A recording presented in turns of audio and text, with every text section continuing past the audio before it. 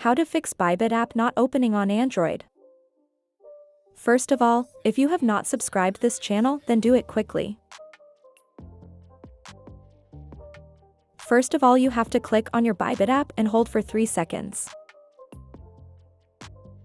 After that, you have to click on this app info option. Now here you have to click on your storage and cache. After clicking here, click on Clear Cache at the right bottom.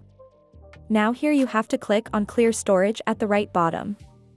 After that you have to click on OK.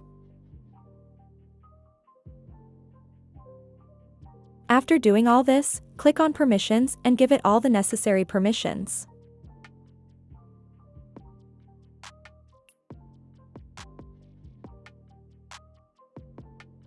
As soon as you open this app after giving all the necessary permissions, here you can see that this app has been corrected.